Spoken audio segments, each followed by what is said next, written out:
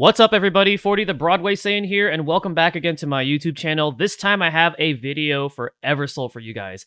In this video, I'm going to give you guys my post-debut review for Lizelotte, our second demon-type character to be released in Eversoul. And then afterwards, we're going to take a look at what the Prydwen website has to say about her, because they just posted their, their overall review for this character. They also tiered her in the different pieces of content, and we're just going to see overall what you guys think about this character after she's been out for almost a week now, I want to say. But before we talk about that, if you guys are enjoying what you see on this channel, don't forget to hit that subscribe button, turn on that notification bell, that way you guys are not missing out on future uploads. Leave a like on this video, and if you pulled for Lizelotte, what do you guys think about her so far? How far did you go on your resources? Did you get her to Origin? Did you not? Let me know. I'd love to have a discussion in the comment section below.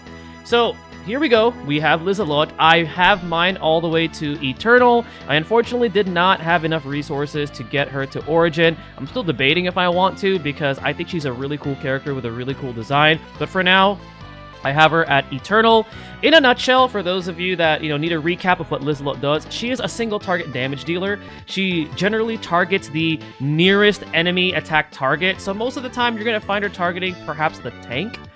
Because usually the tank is like in the front row, the enemy tank. And then both her main skill and her ultimate skill have this effect where, depending on the amount of buff that she has, so like let's say like accuracy buff, attack buff, crit, speed, she gains a an additional percentage multiplier to her base multiplier for her skills. So she has the potential to have an extremely high damage ceiling on single targets, because she is a single target damage dealer. And then the other caveat that she has for her main skill and as well as her ultimate is that if there's no enemies within 3 meters around the enemy that's being targeted, she's just going to instantly deal a critical hit. So she has the potential to deal an enormous amount of single target damage. And then she also has a little bit of utility, because both of her sub-skills allow her to dispel buffs on targets up to 3 if you have the full upgrade for that particular sub-skill. And then her other one puts a reduction on physical or magic defense on the target if they happen to have that specific buff on them. So it's a very unique type of a utility, but all in all, very, very cool. And then to top it off, she has that passive where any type of buffs that are applied to her are amplified. So not only is she gaining more from that specific buff, but she's also gaining a better stat boost, and she's able to dish out more damage. So with that being said, I personally think that this character, and a lot of you guys agree with me on this, is that she definitely is the top choice for raid. And the reason why is because raid bosses are usually just one target, and because there's no other target around them, if you're using Lizelotte's main skill and her ultimate skill, she's just going to automatically deal critical hit. So she's going to be dealing, crit automatically. And then if you have a team structured around her where she's able to take advantage of multiple buffs, then she's going to be able to take advantage of those additional multipliers or percentages that she's getting from the effects from her main skill and ultimate skill. So she's definitely a very powerful choice, probably the top choice for like guild raids, some of these event raids. Later on, we're supposed to be getting like a guild war type of a content, which should be very similar to guild raids. So she's definitely a top pick for that if you're looking for, a damage dealer that is able to deal a ton of single target damage and take advantage of effects that amplify that single target damage.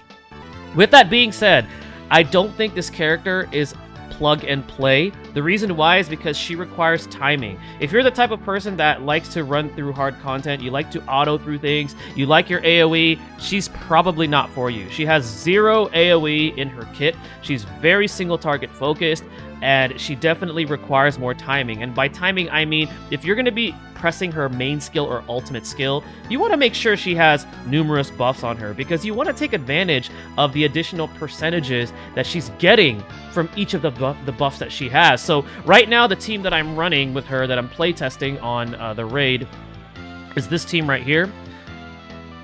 Let's see. Not that team. This is the team that I was using. That team idea right there, I actually got from Kokigacha, and I was testing that out too. So shout outs to Kokigacha, a fellow Eversoul content creator. But the team that I was running was, I had Chloe as my tank.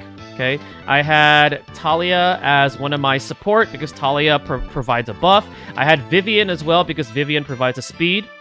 And then I would have Lizelotte right there. And then afterwards, I would have Prim, because Prim has that effect where she provides an attack up, you know, depending on how on the radius of the characters that are around her. And I definitely want Lizelotte to take advantage of that. So this is what I was currently messing around with in terms of a team with Lizelotte. Now, as far as investment, you kind of want her to be Origin. I unfortunately did not get her to Origin, but because she is a single target damage dealer, because you want her to be able to deal as much damage as possible, you kind of want her at Origin. So unfortunately, I didn't, and meaning the fact that she needs Origin, or she wants Origin, means that you need 14 copies of her, because she is of a demon type. So you got to keep that in mind if you're still on the fence about investing in this character. So all in all, I think she's great, but I don't think she's plug and play. I do think that you have to be very team specific around her, and the content that she really shines is going to be on these single target raid boss fights, because there's no other enemies around these bosses, meaning that both her main skill and her ultimate skill will always have that crit chance. So if you time it properly,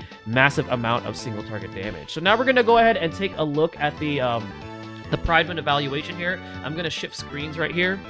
All right, so their review, our first demon hunter, our first demon banner, excuse me, and second demon after Ayame. She comes with a grand entrance as one of, if not the best single target DPS in the roster. So I agree with that for the most part, but I think our previous single target damage dealer who came out, which was Aki, is a little bit easier to use in terms of single target damage, because Aki, you know, also has her own caveat, being able to deal single target damage to the highest attack in the enemy roster.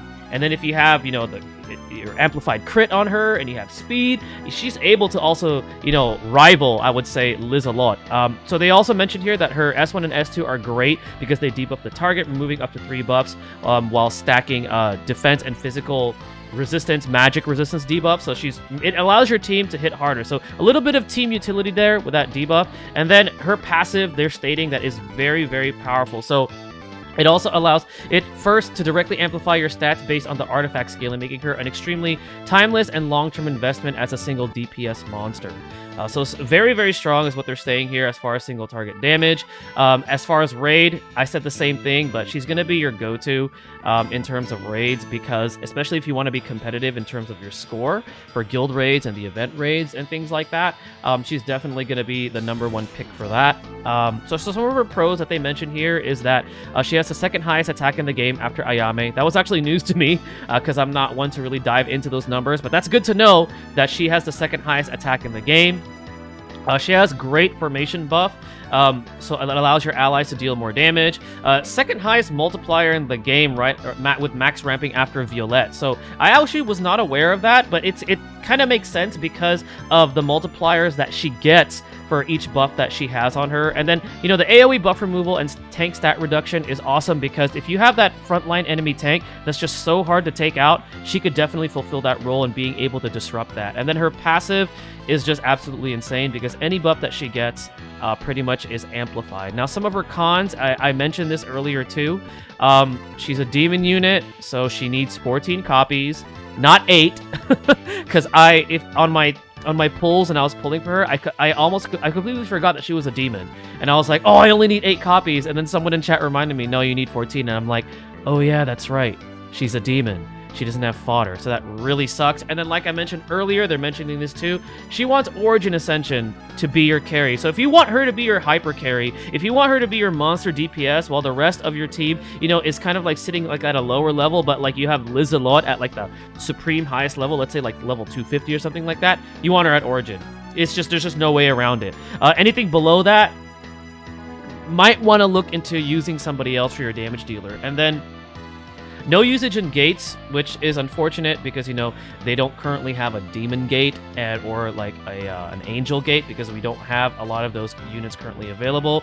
And like I mentioned, she's very team specific. So they're stating here can be hard to fit in certain formations. I totally am 100% agreeing with that, because you need to build around her, because you want her to have as many buffs as possible before you press either her main skill or ultimate. And if you're not optimizing for that, then you might as well use somebody else as your main damage dealer. So this is the ratings that they gave her. Early game PvE, I agree with that, because I mean, early game, do you really need her? You know, we have better choices for early game PvE. Mid game PvE at an S, yeah, I agree with that as well. Then late game, she gets a double S. Late game is definitely 100% I'm in agreement with, because late game PvE is where it starts to get a little bit harder, and that massive single target damage can actually come in handy. Like, you see all these hyper carry Akis, hyper carry Lizelottes running around, because actually picking off specific targets, like these 1x1, can definitely disrupt enemy teams versus having to rely on like massive AoE, because sometimes if the enemy team has too much mitigation, that massive AoE may not be cutting it. So you definitely want to consider having, like, you know, massive single target damage for late game PvE. For PvP, they gave her an SS. I haven't used her in PvP yet, so I can't really have an opinion on that, but I would imagine just like Aki, she would shine because she's just going off and picking off targets as, you know, the fight goes on. And in PvP, there's no ultimate skill, so her main skill could definitely wreak havoc on enemy teams depending on your team composition for PvP. And then for bosses, I mean, we all agree on this. Most boss fights, if not all that we've seen so far, are single target. So if you have her and there's no enemies around the boss, which there aren't currently unless they start adding raid content where there's multiple targets, she's going to be your top pick. She's going to definitely be your top pick for that. So overall, I agree with this. I agree with the evaluation that they gave her, and you guys heard my evaluation. Great unit, but needs a lot of investment, and also needs to be very team specific, and she also needs timing. So for those of you that like to auto through content for the most part, she might not be for you, because even if you build specifically around her, it's hard. The AI just kind of does its own thing, and it might miss the timing when, you know, her main skill triggers or ultimate skill triggers. So she's definitely a character that you want to play manually in terms of PvE content. But all in all, she's a great unit. Second demon faction unit to get. I'm excited to see what else that we're going to be getting as far as angels and demons in Eversoul. Let me know in the comment section below what you guys think of Lizelotte. Do you agree with the Prydwen's review? Do you agree with my opinions about her? Let me know so far, and what kind of content you have been bringing her to. Thank you guys again for watching. Stay tuned for the next video, and stay blessed, everybody.